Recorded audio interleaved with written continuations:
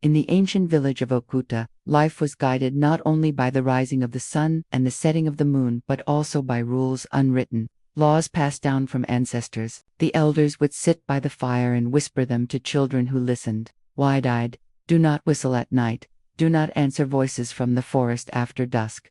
And, above all, never bathe when the moon is high. The people obeyed, not because they fully understood, but because the land itself seemed to punish disobedience. Strange shadows that moved without body, voices carried by the wind that were not human. But in every generation, there is always one who thinks themselves untouchable.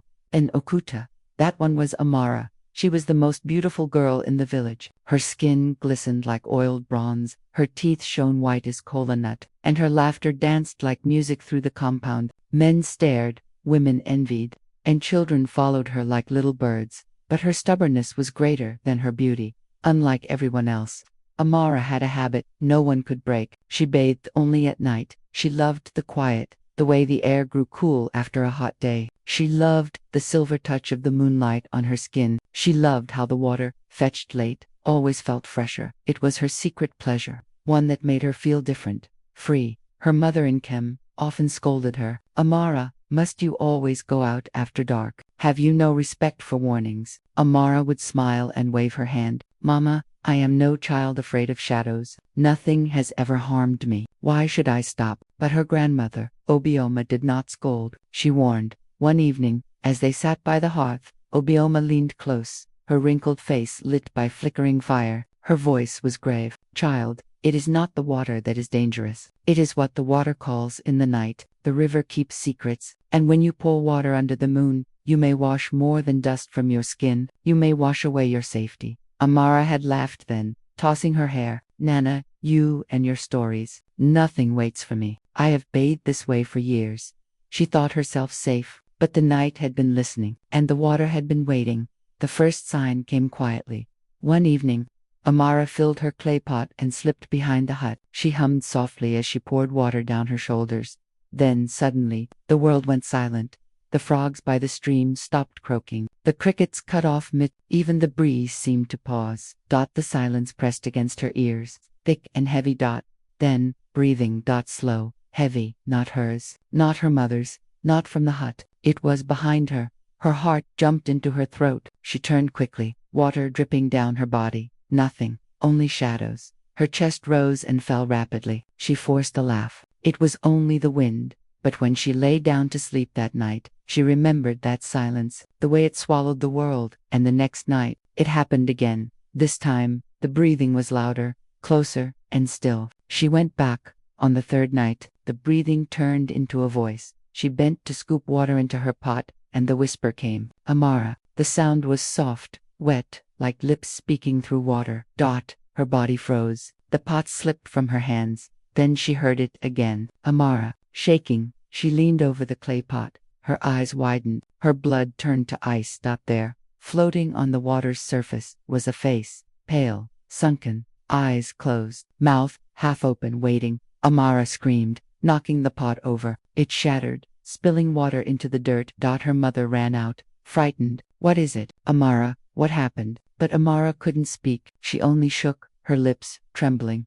Obioma hobbled out, her old eyes sharp. She looked at Amara, then at the broken pot. Slowly, she spoke. It has noticed you. From that night, Amara was no longer the same. Her body stayed cold even when wrapped in thick cloth. Her dreams were filled with whispers, voices rising from unseen waters, calling her name. Each morning, her wrapper was wet, damp with river water. Though she had not left her bed, worse footprints appeared outside her door. Not human ones, too long, too sharp, with heel marks missing, as though something dragged itself. She told no one. She feared they would laugh. But one night, something came closer. As she tried to sleep, she felt it. A wet, slimy hand creeping from under her mat. It clutched her ankle with icy fingers. She screamed. The lamp beside her flickered and went out. In the darkness, a voice breathed into her ear. Why do you keep bathing at night? Her heart nearly burst. She kicked free, scrambling across the floor. Nkem burst in, holding a lantern. Amara, what is wrong? But by the time the light filled the room, the hand was gone. Only muddy water remained where it had been.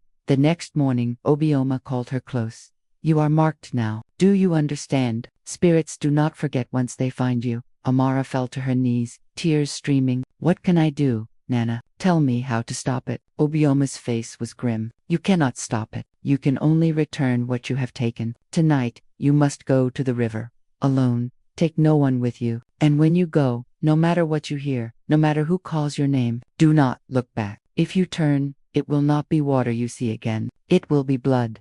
That night, the moon was full, a pale torch in the sky. Dressed in white, barefoot, Amara walked the forest path. Every step felt heavier, as though the earth itself pulled at her. The trees whispered with the wind. The shadows shifted like living things. Halfway, she heard her mother's voice. Amara, my child, come home. Don't go. Her throat tightened. She wanted to run back, but she remembered Obioma's words. Do not look back. She pressed on, tears in her eyes. Then came laughter, high-pitched, hollow, wrong. It echoed through the trees, circling her. Her skin prickled, but she kept walking. Finally, she reached the riverbank. She knelt, hands trembling, dipping a calabash into the dark water.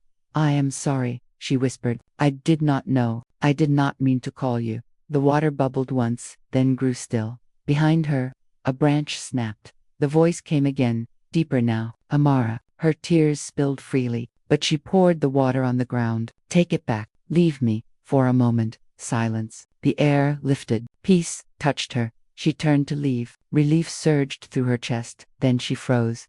Across the river stood another Amara. Same face, same body, same smile. But the smile was wrong. Too wide, too sharp, too hungry. It tilted its head, staring at her. Then it vanished like mist. Back at home, Enkem and Obioma wept with relief when she returned. It is over, her mother whispered, kissing her forehead. Amara wanted to believe her. But that night, as she lay awake, she knew the truth. Her wrapper was dry. The hut was quiet. Then came it. Drip, drip. A puddle formed in the corner of her room. The smell of river water filled her nostrils. She held her breath. Frozen. And through the silence, a whisper curled through the air. If you forget me, I will come again.